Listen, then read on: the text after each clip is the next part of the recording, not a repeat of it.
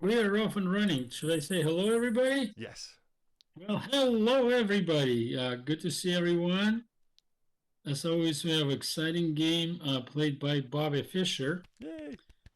This is actually an exhibition game played against a well known chess player, another American chess dignitary, although never quite at the level of Bobby Fischer. At one point in time, I believe he was in the top three in the world. In fact, in 1938 Avro tournament that was played in multiple cities in Netherlands, he tied for first with another chess great, Paul Keres, and was considered to be a world championship contender at the time. But it was 1938 and 1939 and two. So his chess ambitions have ended at that time, and he switched to being a doctor, if memory serves me well, Huh. a well-known psychologist. Huh. And he actually continued to play chess in 1950s, but obviously was not at his top level at that point in time. And when Bobby Fischer was coming up and coming player, they played this very interesting exhibition game in New York. And I wanted to look at this game because it had a very interesting tactical themes and a fun opening that I used to play in speed chess especially, and it's always a little bit of a challenging one to play against, called Evan's Gambit.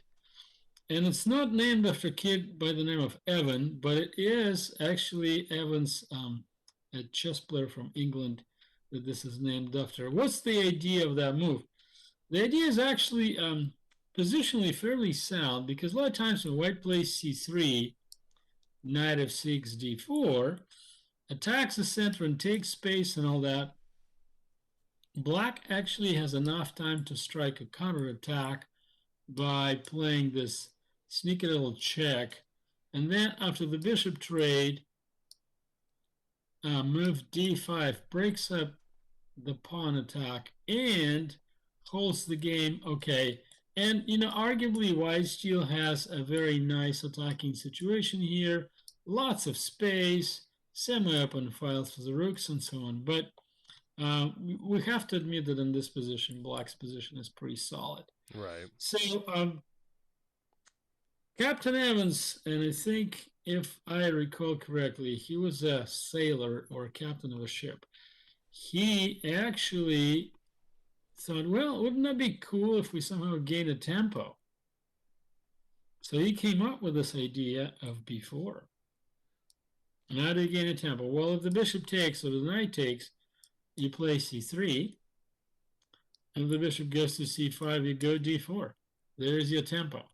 The knight is not on f6, and after e takes d4, white actually plays castle, leading to some really insane positions, some very complicated stuff. Huge development lead, attack on f7. For instance, let's say we take the pawn, just for example. White has some very exciting tactics here. Bishop takes f7, check. Probably want to take, check again. King e8. Now, a little detail that's actually super important. Check.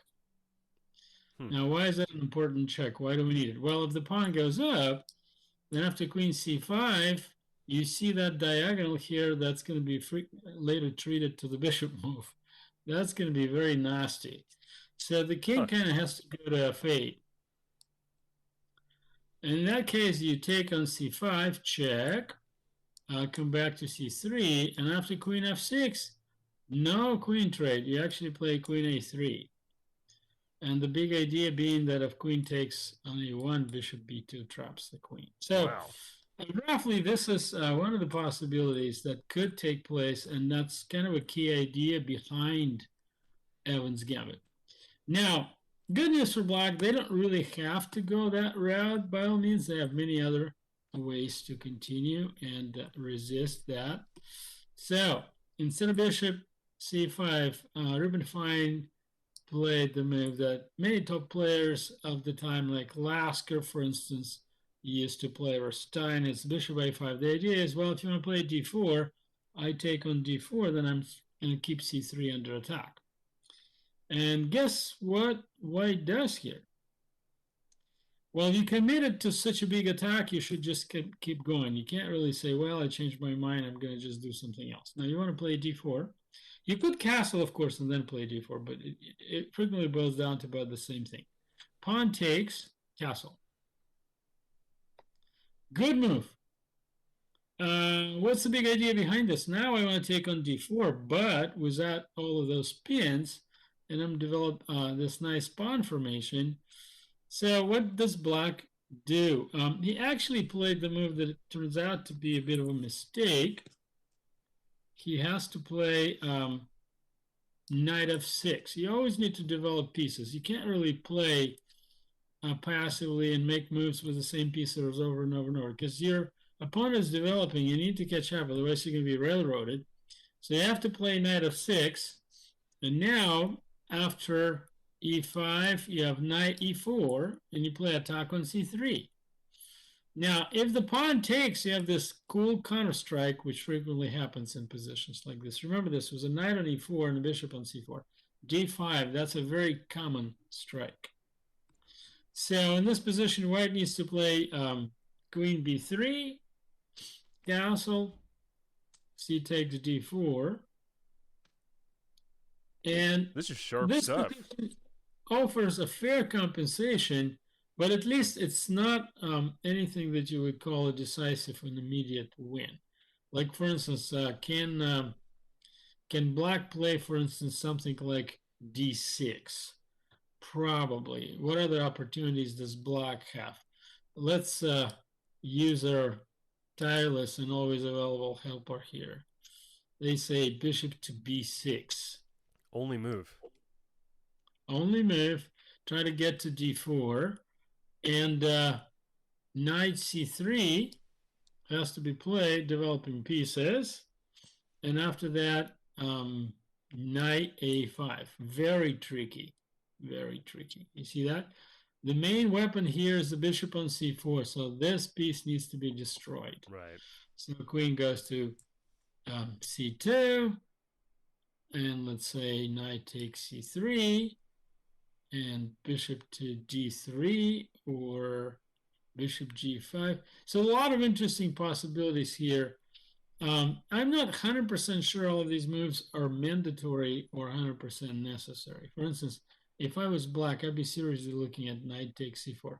But I'm always afraid of that bishop. Sure, yeah. Attacking f7, and I'm always trying to get rid of it. And if he goes knight e4, then I was thinking that I have d5. Supporting my knight just in time. And if he goes knight g5, tries to checkmate me, I still, I think, have recovery with g6 and followed up by bishop f5, pinching that queen back. Sure.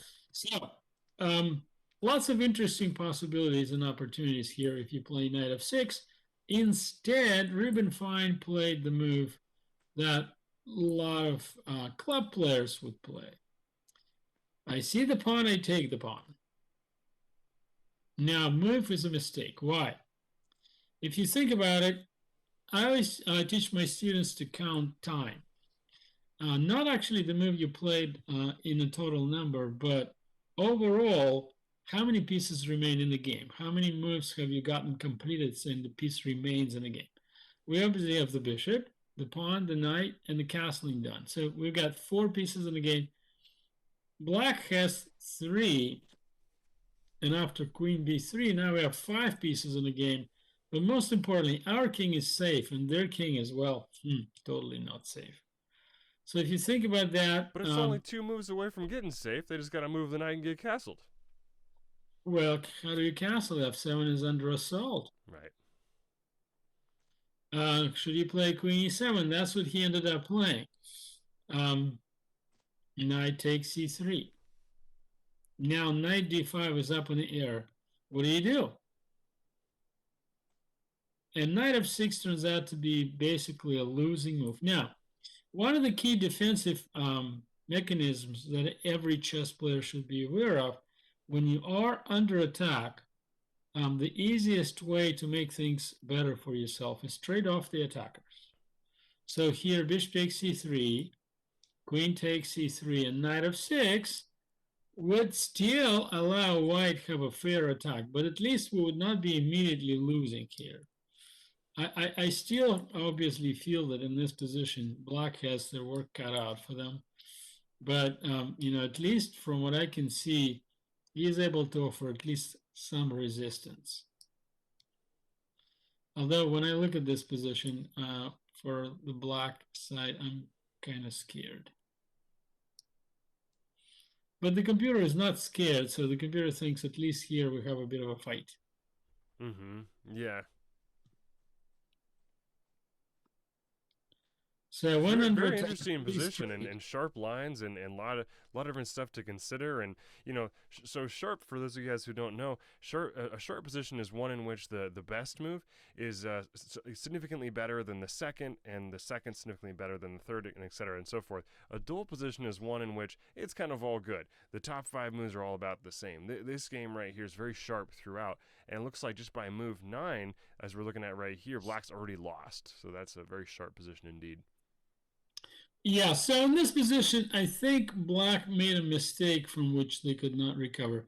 It seems like a good idea. It feels like a good move. Developing a piece, getting ready to castle, but you're basically walking into kind of a series of forced moves where your defensive pieces get traded and your king remains in the center. So this is a really bad combination. You have, again, if your king was castled, you can afford to make a few trades. But when your king is in the center, your defenders are leaving the board. The king basically remains alone against a very large army of the attackers. So knight d5 was immediately played, and you can see here, this is really looking rough already. There's just really not that many good options. Now, can we take the pawn? Why can't we take the pawn? Yes, you can. But if you actually look at what you won yourself, this is not looking super promising, no matter how you look at it. What do? You want to go king e7? Well, you can. Here's a check for you. You can play d6 and then rook e1. Yes, you catch the rook. Well, the other rook comes in. Couldn't we have played rook e1 earlier? When? Instead of bishop takes f7? Well, I don't have the rook coverage yet from a1. I need to Right. have that rook opened up. Right. So king d8, then he goes bishop h6. I actually also think that bishop b2 would be another good possibility here. But if you look at this position, there are so many threats.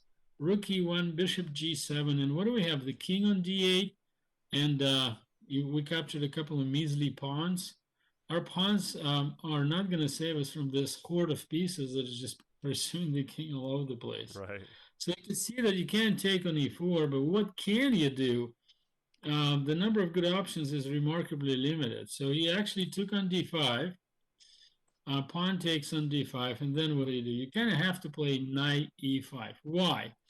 Well, what's the alternative? Can you do this one? Yes, you can. Here's your bishop a3, and where is our queen going to hide? That's what they call a $64,000 question. Rook goes to e1 check. Can we win this exchange? Yes, we can. Yes, we can. Will that help a lot? Not very likely. And now, from the technical standpoint, we can actually play, I don't know, bishop b7 and win a queen. That's good enough. But the computer found this move and basically wants to go for the big kill, get the king. Where does he go? Well, should we go here? g6. Yes, queen e3. Now, queen is coming to e7, and hey, let's do this one, get the king out. Knight goes to g5. You can see that all these pieces are coming like a swarm of locusts. We really cannot fight this many pieces all at once because all we've got is the king on d8 and a queen on g6. Right. That's a sad story. A huge bunch of pieces pursuing a single king. Always a losing recipe. Don't eat it. Yeah. So, knight e5 was the move that kind of looks like a forced one. And the bishop on a5 is defending the square e1. So we're good, right? No, we're not good. Knight e5, queen takes e5, bishop b2, another one joins the attack. And you can see in this position that things are looking kind of desperate. Right. Where does the queen go? It needs to defend g7, right? And for now, it can go to g5. That seems like the only possible move. But the big challenge here is that the other pieces haven't joined the game. And after h4, the queen cannot protect the square e3 and the square g7 at the same time. Why does he need to protect the square e3? Well, because the queen can join the attack from e3 supported by the rook. And if you Right. take on h4 with the queen, then the g7 pawn bites the dust, and that is also bad. Now, do we have to take the pawn? Do we? What else can we do? Can we go to g6, for instance? Yes, we can. And in that case, I suspect they will probably play, say, check. And what is our choice? Can we go to d8? Yes, we probably have to. And let's say they go rook to e1, threatening mate on e7. Can we win this exchange? Yes, we can. But now we're running again into the same story. What do we do here with the king? Can we play c6 and basically sort of sit it out? Seems I like it at suspect the first, answer but is there's going got to to be be something. no. Yeah. No, we can't. Unfortunately, there's a really nasty check available here. Oh yeah. And our king is at the end of the trip. It gets to b6 where the That's mate. blanket Wow. wraps up around it, and it's a checkmate. Bravo. Like it's like to say, checkmate, do you agree? Yeah. It Yeah. always sounds so obnoxious when somebody sticks it into your face says, checkmate, do you agree? Yeah. Like a lot of kids say, no. So if you look at this position here, you see that things have gotten to the point where it's pretty rough. So the king still is lonely in the center. The bishop on a5 and queen on h4 are separated by a pawn. So they're just kind of fighting a losing battle, just two of them. And there's just not that much hope no matter what you do. Can we go to d2? Would that help any? We control e1 square. Yes, we do. But it is one of those things where the damage has already been done to the position, and it's so extensive that you can only basically find some ways to maybe like hold and move extra or two, but you get checkmated at the end of it anyway. Man. So here even fine for all practical purposes is lost. So the idea of h4 is unseat the queen from protecting both e3 square, where white can put the queen on the e file, and g7 square, where it's protecting a key pawn g7. Because once that pawn is captured, then the attack on e file immediately becomes decisive. So he took on h4, the bishop took on g7, and he played rook g8. And of course, rook f2 e1 followed. The king has to go to d8. And now this is kind of a nice puzzle position. Like if I was to make a chess puzzle out of it, I have two things I'd like to say. Well, first, bishop f6 would checkmate the king, right? So our attack plan is obvious. But there is a defender. Where the defender stands? Well, it's on h4. And it has to protect the square of 6, else the game is over. So what do? Remove the Well, defender. queen g3. We force the queen to retreat or take our queen. But if it does, bishop f6 wins the game. Game over.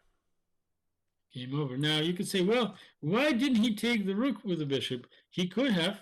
He totally could have. The sad story is that there isn't really anything there anyway. You're still going to execute the same attack. Yeah, right. So what else could he have done here? Well, he could have played queen e7 theoretically. After rook takes e7 and then something like this. Again, the king doesn't really have the place or the time to hide anywhere. It's just a matter of time before it's going to get surrounded and checkmated. A3.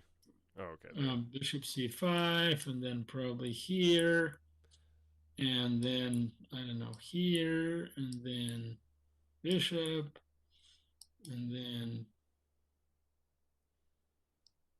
queen f6.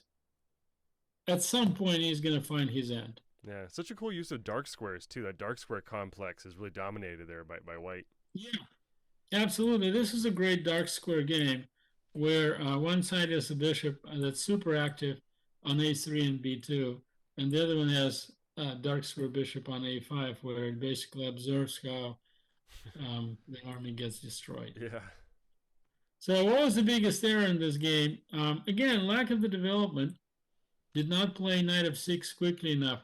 When you go in these gambit positions, remember that your time is you're literally fighting time. It's sort of like jumping on a last train in the subway.